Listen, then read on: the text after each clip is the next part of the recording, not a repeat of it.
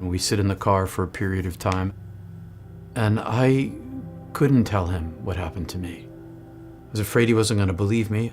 I didn't have any words to say it in the first place. I don't even understand what happened to me. So I said nothing. I began my long silence. And from that point on, I was a different person. That morning, we began our drive south. There were a beautiful sunrise, and there were silos and fields and colors and clouds and gorgeous Canadian countryside. And to me, was ugliness and darkness. I could see light behind it, but it was trapped away from me. It was like living in a two-dimensional space, like black and white, like a cartoon that flickered from the early 20s, and the sound's terrible, and there's space in between every frame. And all of it was just not pure light because of the mere materiality of its thingness compared to no thing, beauty, purity, love, of ultimate infinity. The comparison of my experience was, what did I do? Why am I here? Now I'm stuck inside this thing. And because I saw myself relative to the size of the universe, I know my own insignificance. So why be here? I couldn't possibly live the same life I lived before after seeing what I saw, after experiencing it. All that I was left with was this longing desire, this light inside myself that says, this is me. Seek me. And it was small in comparison to what I had. And so I decided to pursue it. But to do that, I had to change the course of my life. I had to learn how to dive inside myself. And I had to learn what the ancient wisdom was before me to understand where I might go.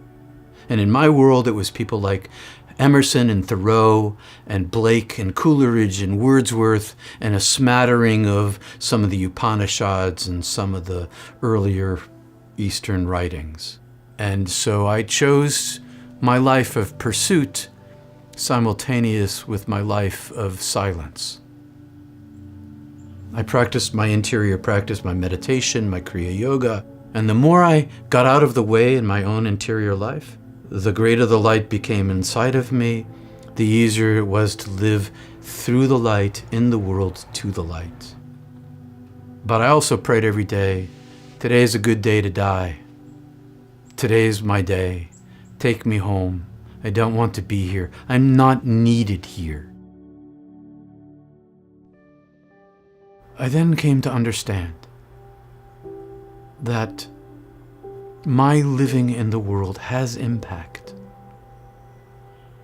My journey to seek that which I lost makes a radiance inside of me that lets me see the light inside the world more clearly.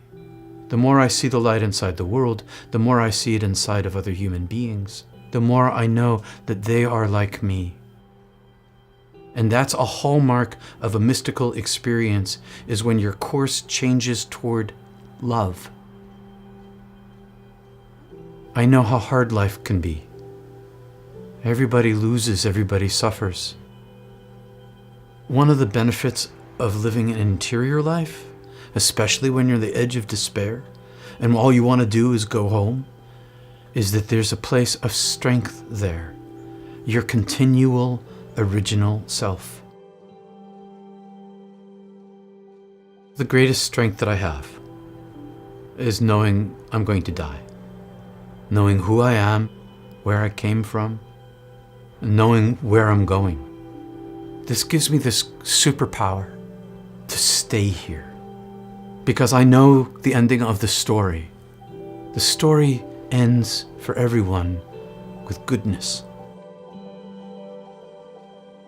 If you want to experience the divine, you have to clear the table. And that is a meditative life. There's lots of kinds of meditation in the world. Some of it's flow form, Tai Chi or yoga. some of its sitting form, zazen, or centering prayer practice.